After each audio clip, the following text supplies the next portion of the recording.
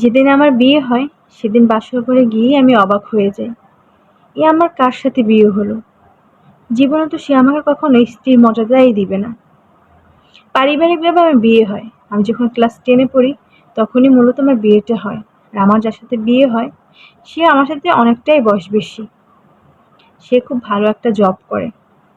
আমি দেখতে শুনতে ভালো থাকায় আমার ফ্যামিলি থেকে তাড়াতাড়ি আমাকে বিয়েটা দিয়ে দেয়। আর আমরা 5 বোন ছিলাম। আমার যেদিন বাসরঘর হয় আমি আমার স্বামীর জন্য অপেক্ষা করতেছিলাম। আমার স্বামী এসেই আমাকে বলল সে আমাকে কখনো স্ত্রীর মর্যাদাই দিতে পারবে না। সে আমাকে পছন্দ করে বিয়ে করেনি। সে আর একজনকে ভালোবাসে। তার বাবা-মা নাকি জোর করেই আমার সাথে তার বিয়েটা দিয়ে দিয়েছে।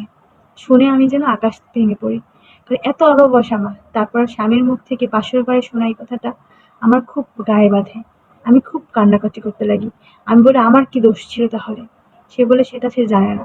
সে আমাকে অনেকবার বলতে চেয়েছে। কিন্তু আমার সাথে তাকে নাকি কেউ কথাই বলতে দেয়নি। এজন্য সে আমাকে কথাগুলো বলতে পারে নাই। বলল তার বাবা-মা আমাকে খুব শখ করে তার বউ করে নিয়ে এসেছে। তার বাবা-মা যেন ভুলেও জানতে না পারে আমার ভিতরে কোনো সম্পর্ক নেই। আমি সেভাবেই মানিয়ে গুছিয়ে চলতে লাগলাম। এভাবে করে প্রায় 4-5 মাস কেটে গেল। আস্তে, আস্তে করে দেখি আমার স্বামী আমাকে ভালোবাসতে শুরু করেছে। তার ব্যবহার দিন, দিন পরিবর্তন হতে লেগেছে।